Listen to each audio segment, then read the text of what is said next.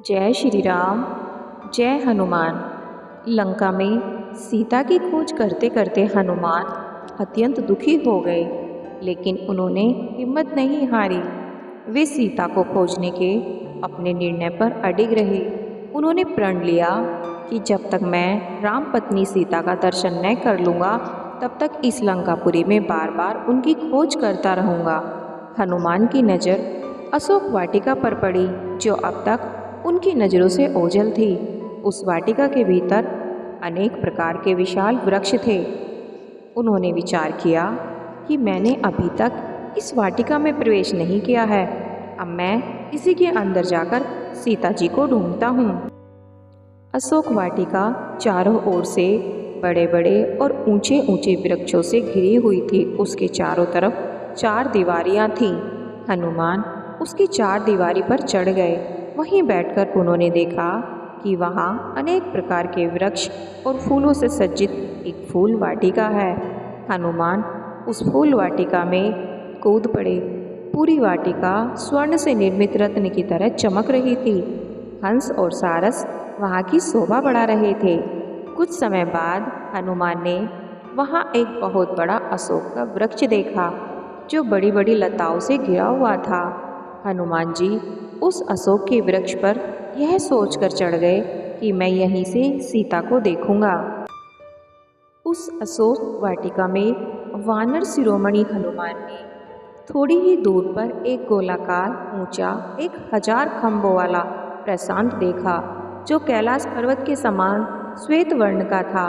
उसमें मूंगे की सीढ़ियां बनी हुई थी।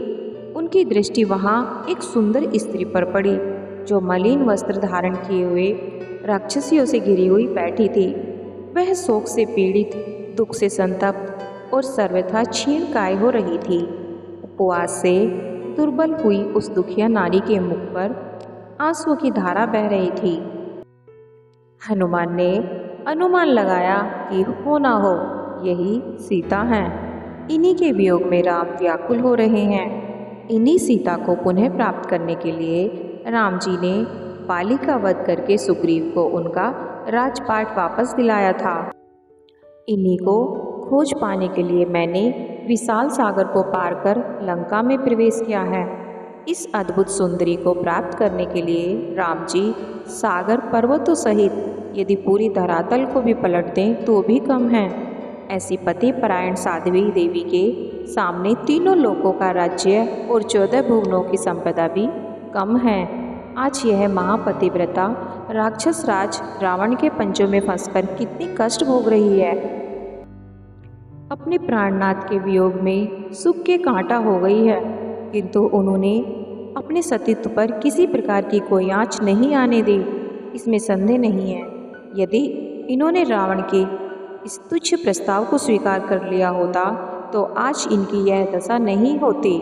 राम के प्रति इनके मन में कितना अटल प्रेम है, यह इसी बात से सिद्ध होता है कि ये न तो अशोक वाटिका की सुरम्य शोभा को निहार रही हैं और न ही इन्हें घेरे राक्षसियों को देख रही हैं। उनकी एकटक दृष्टि पृथ्वी में राम की छवि को निहार रही हैं। सीता की यह दीन दशा देखकर भावुक पवनसुत के नेत्रों से अश्रुधारा प्रभावित हो चली। वे बेसुध होकर आंसू बहाने लगे। कभी वे सीता की दीन दशा को देखते तो कभी राम जी के उदास दुखी मन मंडल का स्मरण करते। ऐसा करते करते रात्रि व्यतीत हो गई और हनुमान अब विचार करने लगे कि सीता से मिलकर उनसे वार्तालाप करके उन तक श्री राम का संदेश कैसे पहुंचाया जाए। अब मुझे कुछ भी करके माता सीता के पास जाना होगा। ऐसा सोचकर वो विचार करने लगे।